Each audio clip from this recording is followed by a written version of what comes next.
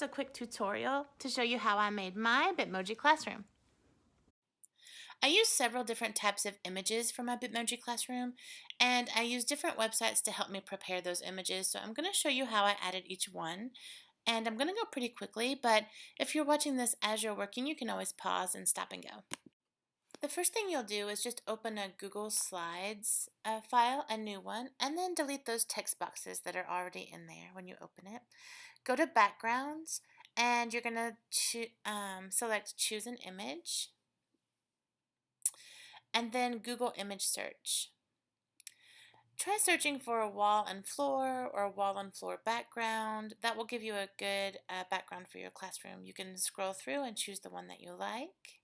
I'm going to choose this one and mark that we're done, and voila, we have a classroom. Now for the fun part. We're going to add all the cute things that make this classroom yours. One of the ways that I do that is to use Bitmoji or any photo editing site to create something that I can't find. I couldn't find something that would let the students know that if they clicked on this, it would be some practice that was geared toward supporting them in increasing their English language proficiency. So I went to Bitmoji and I made this sign. You can use any photo editing website to do this.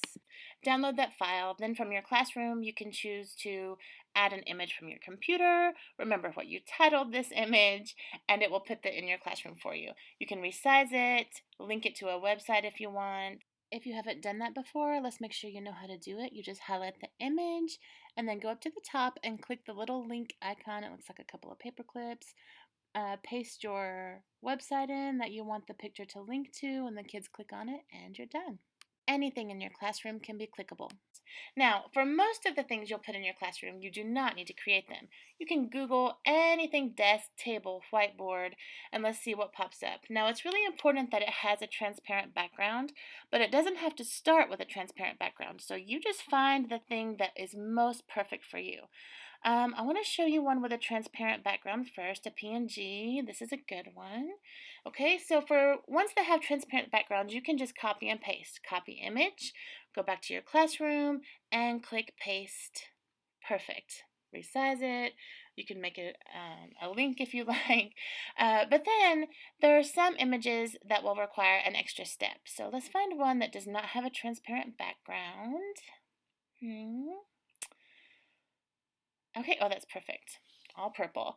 So for this, we're going to save image as, because if you copy and paste, let me show you what happens. Copy, paste. You have that background. That background is not cool, so we're not about that, so let's delete that. Instead, go back to that image search, and instead of clicking copy, click save image as. Save it as whatever you want, just so that you can remember it. Now we're going to use the website remove.bg to remove that background image. You don't have to sign up for an account. It's totally free. Just go in, find how you saved that image, and it will remove the background for you. You can then download this new PNG from this website. It'll show up at the bottom of your screen, and you can go back to the classroom and add it in there. So again, just select Add Image from your computer. Remember what you named it, and now you can resize it and place it anywhere in the room.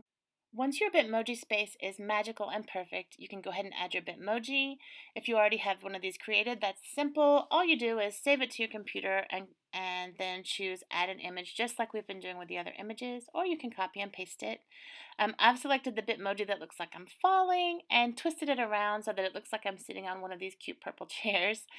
It doesn't really look like me, though. I have a hard time with my face shape in Bitmoji, so I've selected to use a GIF, or just an image of myself doing something cute and looped over and over again. So all you'll do is, with your cell phone, take a video of yourself doing some cute thing. It has to be less than 5 seconds, and then go to unscreen.com. You'll upload your clip. This is very similar to what we did in the remove.bg. So at unscreen.com, you just click upload clip, select the video that you want to remove the background from, and create a GIF of, and it will prepare the upload for you. It takes a few minutes. When it's all finished, select download as a GIF. It will generate that for you and download it to your computer. So let's head back to your Bitmoji Classroom. We're going to add this just the way we did the images. Add image from computer, select the file, and look at us dancing in our Bitmoji classrooms. Now, I did stand a little bit too far to the right when I was recording this little dance move on my cell phone, so it cuts off some of my arm movement that dictated where I needed to stand in the classroom. I went ahead and pushed that GIF all the way over toward the margin there, but I think that covered it up pretty well. I had a lot of fun creating mine. I got lots of tips from tutorials on TikTok and YouTube, so if there's anything that you'd like to do that you don't see here, I'm sure you can find it there. This school year seems like a perfect time to me to employ something like a Bitmoji Classroom, so I hope you enjoy creating yours as much as I enjoyed creating mine.